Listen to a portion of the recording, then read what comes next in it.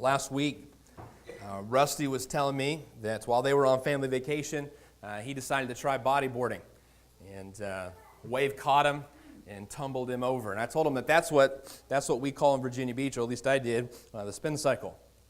When I was 14 or 15 years old, there was a hurricane that came through the Virginia Beach area, and a hurricane brings just heavy surf and larger waves. And once it had passed, I went out bodyboarding with Kevin Bass, who some of you know, and one of the waves, when you're catching a wave, you've got to be moving fast enough that when the wave comes, you get carried with it.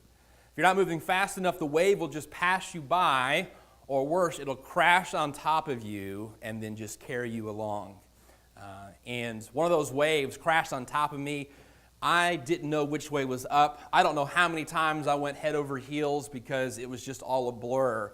But the next thing I knew, I was on the beach, gasping for air, and my bodyboard was just a little bit away, about to be washed away. And my immediate response was, wow, that was powerful. More powerful than I had ever realized. This week, I told Nicole, this passage of Scripture has tumbled me. And she says, you mean humbled you? And I said, no, it's tumbled me.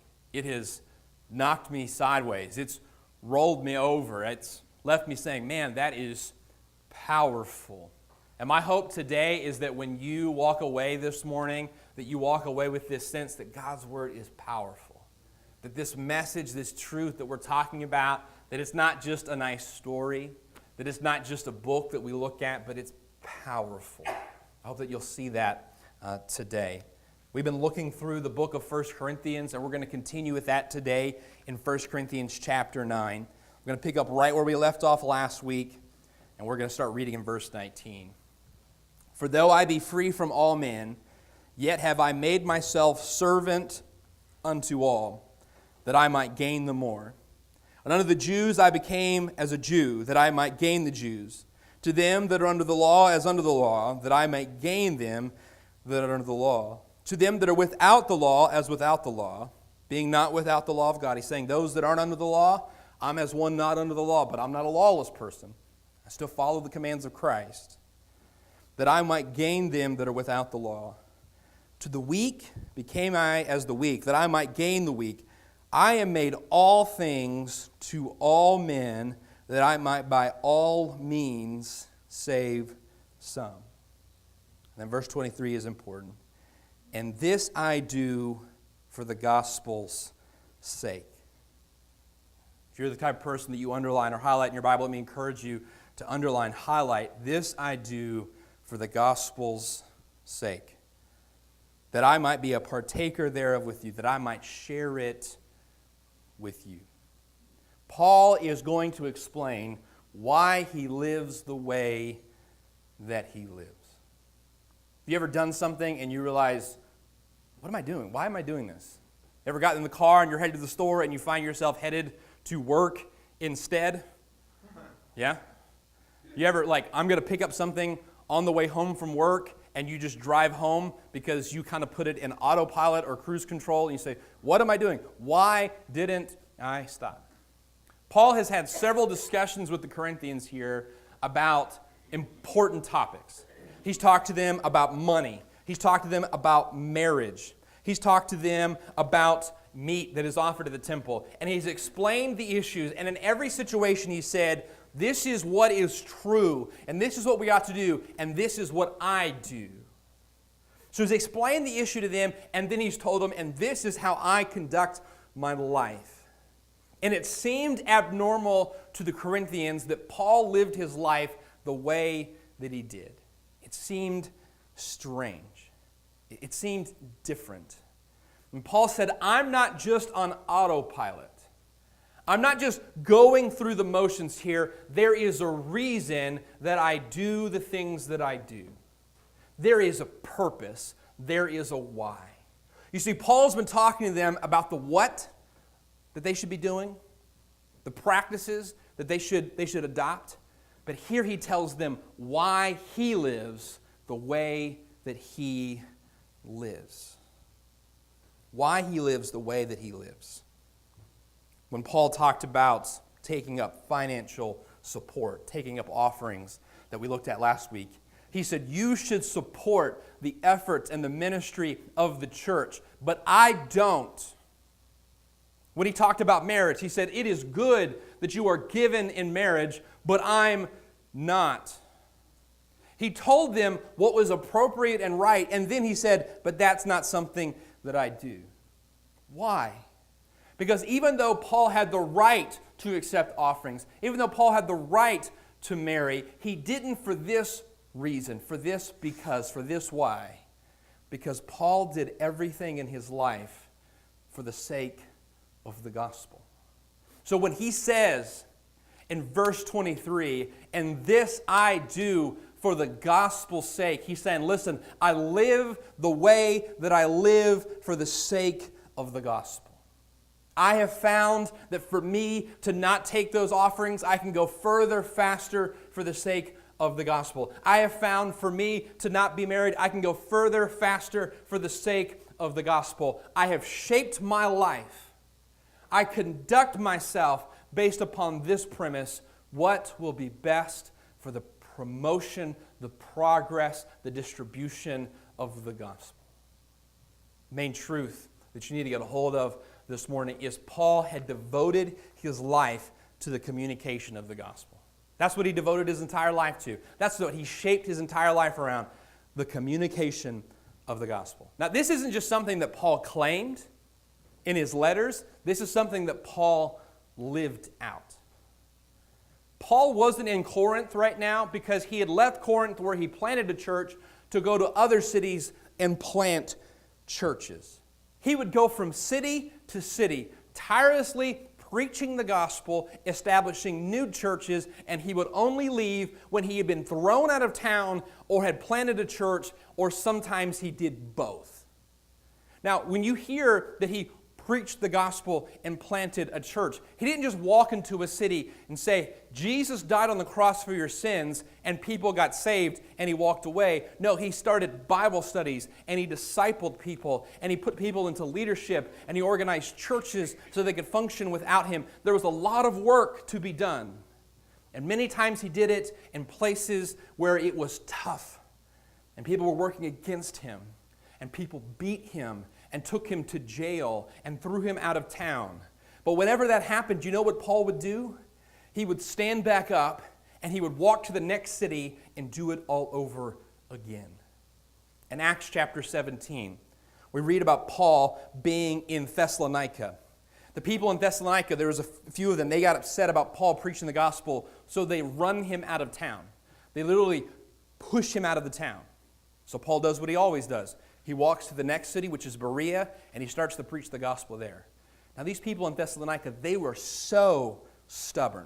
Do you know anybody that's just really stubborn? Yeah. They were just so stubborn, these people in Thessalonica. They didn't want Paul to preach the gospel in Thessalonica, and they didn't want him to preach it anywhere. So when they heard that Paul was preaching the gospel in Berea, the next city over, they said, let's go on a road trip, and they traveled to the next city to stop Paul from preaching the gospel there. And they ran him out of that town.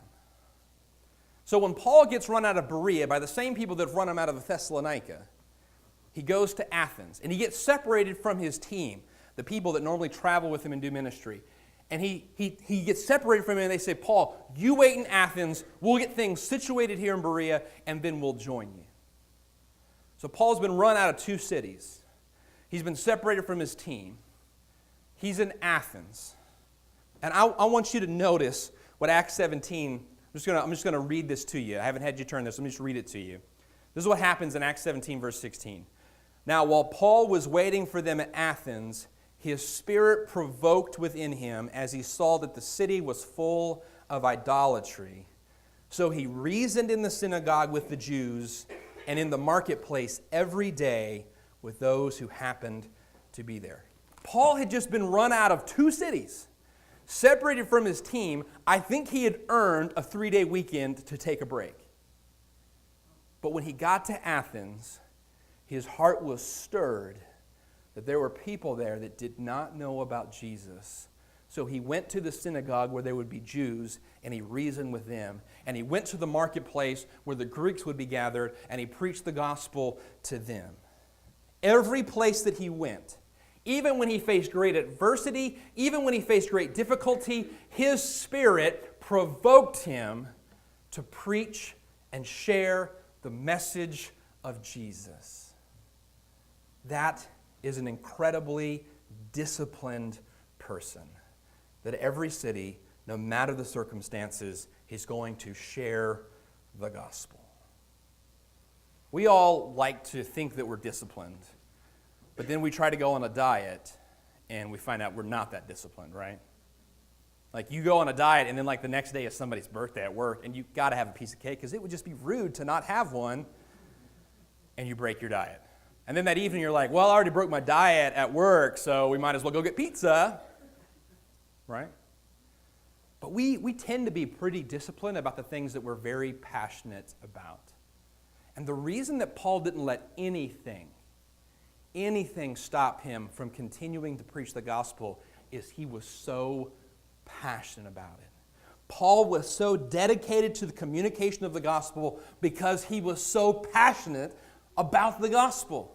That's the reason that he was disciplined. That's the reason that he was dedicated. That's the reason that even though he had been beaten and run out of 2 cities, even though he'd been separated from his team, and they said, hey, just go wait in Athens till we can catch up to you, he said, I got to preach the gospel while I'm here.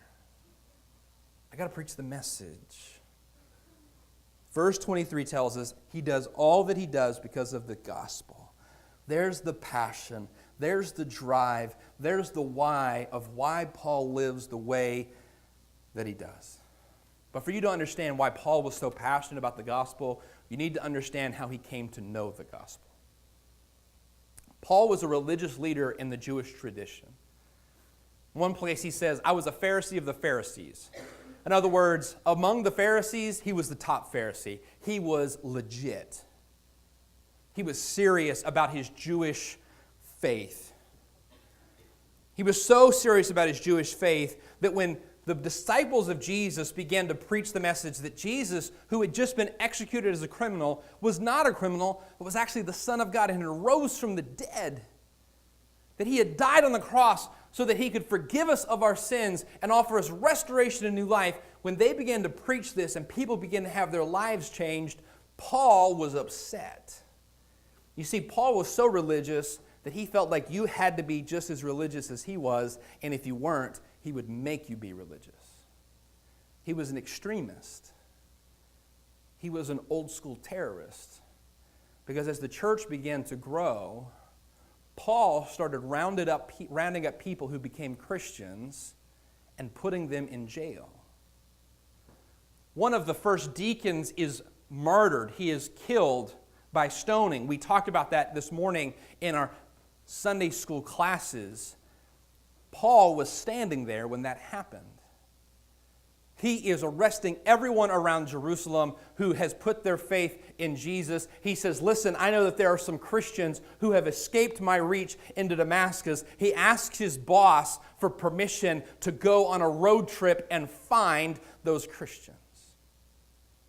But on his way to go find those Christians in the next city, something happens, and Paul is tumbled over because Jesus appears to him and he experiences the love and the grace of Jesus. Even though he's been party to murder, even though he's been a terrorist, even though he's been a radical extremist, throwing Christians in jail, Jesus comes to him and offers him grace.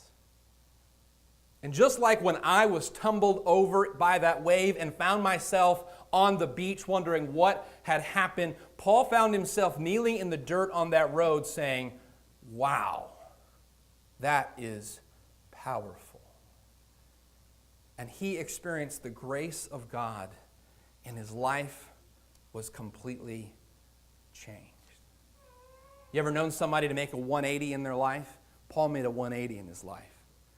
The same guy that was arresting Christians and throwing them in jail, the same guy that was going from city to city to start new churches, he is now recruiting people to the faith, promoting the gospel. he's now going from city to city to start new churches. What had happened? He experienced the gospel and it changed his life. So look at verse 19 there in 1 Corinthians chapter 9. Here's what's crazy. Verse 19 says, I am free. I am free. What Paul experienced that day when he met Jesus is he became free. Before that, he had been part of a religious tradition that was full of rules. It's part of a religious tradition where you force people to do the right thing. It's part of a religious tradition somewhat like what we see in the Middle East today, where you're going to do what we think is right and moral, or we're going to punish you. That was the system that he lived in. He was a Pharisee of the Pharisee. He was constantly working to do more, to serve more. He was saying, let me go to the next city and round up more Christians there. Let me show how dedicated and devoted I am. And he was devoted to that, and he was never happy or joyful or had peace. And his religion had become a chain around his neck. But when he met Jesus, he was freed from that. And no longer did he have to serve to show his dedication. He was welcomed and accepted by the grace of Jesus. So in verse 19 he says, I am free, but I choose to be a servant to all men. Paul had been made free by Jesus, but he viewed this God-given freedom as an opportunity, perhaps even a responsibility, to free others from their bondage, from their sin, from their false religion. He used his freedom to share the gospel.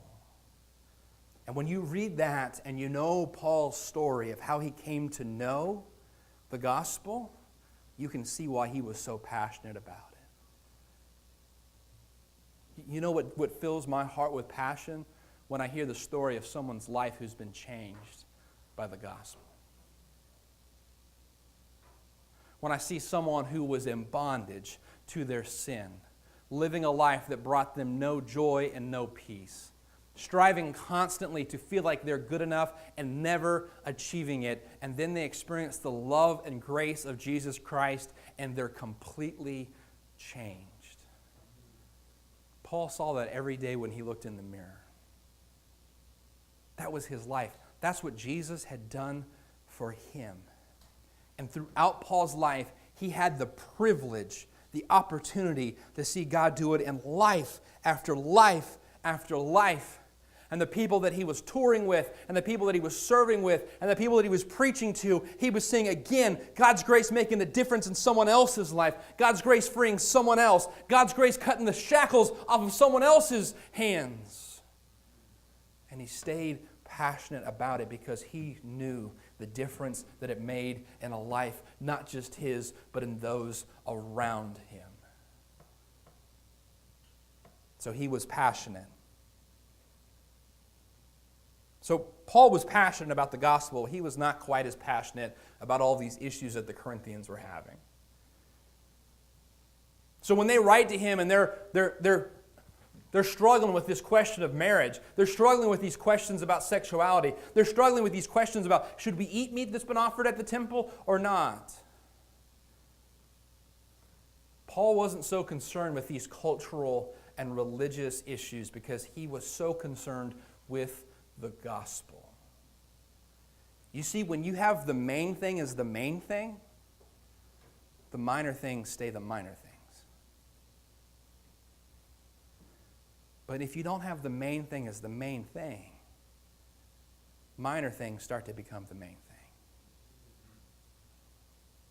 You ever known somebody that's like always looking for some drama to stir up? Sure you do. We all do. That person is looking for something to make a big deal about. Paul says, listen, you are looking for things to make a big deal about. My big deal, the central issue of my life, the focus of my life, it's the gospel and sharing it with someone else. So when it comes to the question of should we eat meat, it's been offered at the temple or not, The question that I'm asking is, what's going to best serve to promote the gospel? When it comes to the question of should we get married or not, the question that comes to my mind, Paul says, is what can I do that will best promote the gospel? Every issue, Paul, the way he looked at it was the gospel. Paul was not concerned with these issues. To him, they were petty religious and cultural issues. Paul was concerned with reaching people with the gospel. And if that is our central heartbeat, if that is what we desire, if that is what we are focused on, we will realize that all of these other things, they are smaller issues. Now, Paul dealt with them. He handled them. But that was not the central issue. See, I'm afraid many times as Christians, we view our responsibility as to sort out all of the issues. God called us to share the gospel. That was the great command that Jesus gave. I love what I heard. Mountain View Church is one of our Free Will Baptist churches. I was able to be with them in Arizona earlier this spring. What they have written on their wall is, "We are not keepers of an aquarium. We are fishers of men." That's our focus. That's what we are focused on. We're focused on sharing the gospel with others. That's what Paul was doing. That's the why of how he lived his life. Now let me just take a minute and share with you the how. When Paul walked into Athens, the passage says that he went to the synagogue and reasoned with them there. And then he went to the marketplace and he shared with the Greeks there. Paul was uniquely equipped to share the gospel in both a Jewish and Greek setting because he was a Jew that was trained. He had an education of a Jew. He'd grown up going to the temple. He knew the way the Jews lived, but he was also a Roman citizen. So he understood the Greeks. He knew what their lives were like. He knew what mattered to them. He knew what their passions were. And so he could go to the synagogue and he could talk to the Jews about the Old Testament scriptures and talk to them about the religious, cultural identity that they had. He knew what they were talking about. Then he could go into the marketplace and he could talk to the Greeks in the marketplace. And he knew the idols that they worshipped and the things that they cared about. And he knew how to talk to them. And when he spoke to the Greeks, he didn't start with the Old Testament because they didn't know anything about that. And so he knew how to share the gospel in both settings. Now, it wasn't that Paul was a hypocrite. It wasn't that he was acting like two different people. It's that he was promoting or communicating the gospel to the audience that was in front of him. You see, Paul never changed the message or faltered in his mission, but he adapted his methods to the culture that he was in. That's what he was constantly doing. And what he says here in this passage is, to the Jews, I am a Jew. To the Greeks, I am a Greek. To the weak, I am weak. To the lawless, I am lawless. I am speaking to these people, telling them about the gospel and their culture and their language in a way that is compelling to them that they can understand. You see, the message is sealed in blood. The mission is engraved in stone, but the methods are sketched in pencil. Jesus died on the cross so that we could be forgiven, and that never changes. And before Jesus left, he gave a commission, a command to his disciples to share the gospel message with the world. That never changes. But what we see in the ministry of the apostles in Acts and in Paul is that they were constantly changing their methods to reach the people that were in front of them. The message of the gospel that Jesus saves us from our sin, that's been written in blood. And the command that Christ gave us to share the gospel with the world, that's been engraved in stone. But the methods, that's sketched out in pencil. It changes. When Paul got to Athens, the passage tells us that he reasoned with those in the synagogue. He preached to those that were in the marketplace. And then Acts 17 goes on to tell us that he noticed that they had all these idols, and there was this one idol to the unknown God. And so Paul invites people to come to this little amphitheater place, this place called Mars Hill, where people come to listen to lectures. Because the Athenians were always looking to hear some new thing, the passage says. That was something that was different about the people in Athens. And so Paul does something that he's never done before. And he invites them there to hear the gospel. He says, let me talk to you about this unknown God. Let me talk to you about this idol that you have to the unknown God. I know who the unknown God is. His name is Jesus. And he came and he lived a life that was perfect. And then he died on a cross for sins that he had not committed. They were the sins that we have committed. And then he rose from the dead. And the passage tells us that when Paul got to the part where Jesus rose from the dead, some of them laughed at him, but others believed. You see what happened is Paul did something he had never done before to reach people who had never heard before. To reach people who had never heard the gospel message before, he did something that he had never done before. What he's telling the Corinthians is, to the Jews I'm a Jew, to the Greeks I'm a Greek, to the lawless I'm lawless. I am all things to all men, so that by all means I might win some. Paul was ever adapting and changing, not who he was and not what the message is, but he was constantly working to make sure that he could speak to the people that were in front of him and communicate the gospel to them effectively, because that's what he was passionate about. So how do we do this? How do we do this? In the book Good to Great, Jim Collins and a research team studied thousands of companies. And they found that there were 11 companies that went a long time being decent companies and then suddenly made this transition to being great companies. And one of the things that they found was true about each of these companies is they found the intersection of three attributes.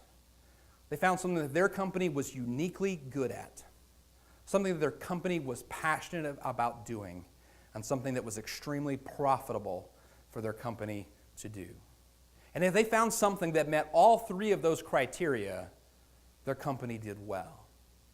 Now here in church life, we're not looking for something that's incredibly profitable. But we are looking for, what has God uniquely gifted us to do? Paul was unlike most others in that he was a Jew that had been educated by the Jews, but he was also a Roman citizen. He could speak to the Jew and to the Greek. And so he was an ideal candidate to go to these cities and to reach the Jews that were already there and then reach the Greeks and start a new church. What is our church uniquely gifted to do? What are we passionate for? And what has God called us to? When we find the intersection of those three attributes, I believe that we are involved in effective gospel ministry. Let me give you a couple of examples. Our church is unique in the fact that we have many young children. Many young children. A lot of little kids. Toddler class had like 13 toddlers in it last week. I've never been around 13 toddlers, and I don't ever want to be around 13 toddlers. That's a lot of toddlers. We have an incredible amount of kids that they'll be going to kindergarten this Wednesday. Just the makeup of our church, we've got a lot of little kids. That's something that is unique about our church. You don't find that in a lot of places. But you know what else our church has? Our church has a passion and a heartbeat for those kids. And I know this because even before we had all those little kids, we desired to minister to children. So we've got this unique attribute about our church. We've got this passion, and we believe that God has called us to share the gospel with families and for parents to train up the children in the way that they should go. I think that if you look over the last couple of years, you see that our church has been effective in reaching young families. Some of you, the intersection of those three things, it reached you and made a difference in your life. You know something else that's unique about our church? Our church, we are blessed with several people who have been saved out of a lifestyle of addiction. And they have a passion and a heartbeat to reach other people so that they can be free as well. because we have that background that's unique. We have that heartbeat, and God has called us to share the gospel with the broken. You see that we are involved in effective gospel ministry at the intersection of those three attributes. And here's what I believe. I believe that every person in here who's placed their faith in Christ, there's something that you are uniquely gifted to do, something that you are passionate about. What makes you angry and what makes you man, something needs to be done. I believe that every one of us in here has those two things, and that every one of us has been called to share the gospel. And when there's an intersection of those three attributes in your life, you can do what Paul did and passionately, dedicatedly share the gospel with a lost world. Paul was dedicated to the communication of the gospel. Here's the problem. I think everybody in here is gifted. I believe everybody in here, there's a passion, but I think that passion level for many of us is waning.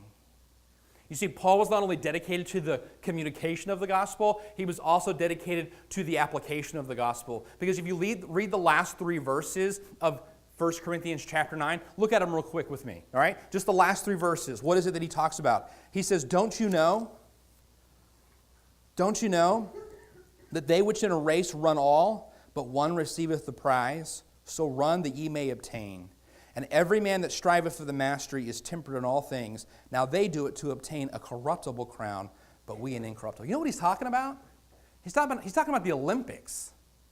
He's talking about the Greek games where people would run. And if they won the race, they would receive this crown of ivy. Paul says they're passionate about what they're doing. They are training and striving to win the race, and only one of them can win. And what they're striving for, what they're trying to win, it's ivy. It doesn't last. But you know, for us, every one of us gets to win. The race that we're running, every one of us gets to win. And the thing that we are running after, it never ends. The reward that comes from a relationship with Christ is eternal. Paul says it makes no sense that they would be passionate about running for ivy, and yet we are not passionate about the proclamation of the gospel. He says, I strive like someone training for the Olympics so that I will not be a castaway. You know what Paul says? Paul says, I'm not just preaching the message, I'm applying it to my own life. I'm experiencing it change me, make me different and new. You know what I'm afraid of? I'm afraid that there are some people here that you're not passionate about the gospel being spread to another person. You're not passionate about it freeing someone else because it's been a long, long time since the gospel made a difference in your life. And if you're not passionate about the gospel reaching someone new, I would say that it's been too long since the gospel touched your heart and made a difference in you. Paul remained passionate years down the road because the gospel was constantly changing his life. When was the last time that the gospel changed you? When was the last time that the gospel helped you live differently? When was the last time that the gospel shaped you into a better father, a better mother, a better husband, a better wife? When was the last time that the gospel affected your finances? When was the last time it affected the way that you live? When was the last time it affected your schedule or your calendar? If it's been too long since the gospel has touched your life, I'm going to bet that you're not very passionate about it touching someone else's. Occasionally I'll hear a horror story about a church where people come in and they're not welcome at all. People come in and they sit down and someone's like, excuse me, you're in my seat. That's where I sit. You say, how could that happen? Because it's been a long time since the gospel touched them and changed them, and they're not very passionate about it. Are we passionate about it? The reason that Paul lived his life the way that he did was because he was still passionate about the gospel. If we're passionate about it, we'll be dedicated to sharing it with somebody else. We'll be dedicated to seeing it reach someone new. We'll do what Paul did and do things that we've never done before to reach people who've never heard before. We'll be like Paul in that we'll be tireless. No matter the adversity or the difficulty, no matter how frustrating a Sunday morning is, we're passionate about someone else hearing the gospel. That was Paul's life. He was passionate for the gospel. And because of that passion, he was dedicated to sharing it with someone new. And this morning, if you're not passionate about the gospel, you don't need to be just encouraged. You don't need me to just yell at you. You don't need a pep rally. You need the gospel to make a fresh difference in your heart. When was the last time that the gospel changed you? When was the last time that the gospel touched your heart? When was the last time that you were moved by what God did for you? I think about Paul and how his life was completely changed. And I think about a teenager who was arrogant and rebellious, and the gospel hit me and sent me tumbling and changed me. And the next thing I knew, I was on my knees saying, God, that is powerful. And that is compelling. When was the last time that the gospel tumbled you over? When was the last time that it touched your heart? When was the last time that it changed you? Let's bow our heads for a word of prayer.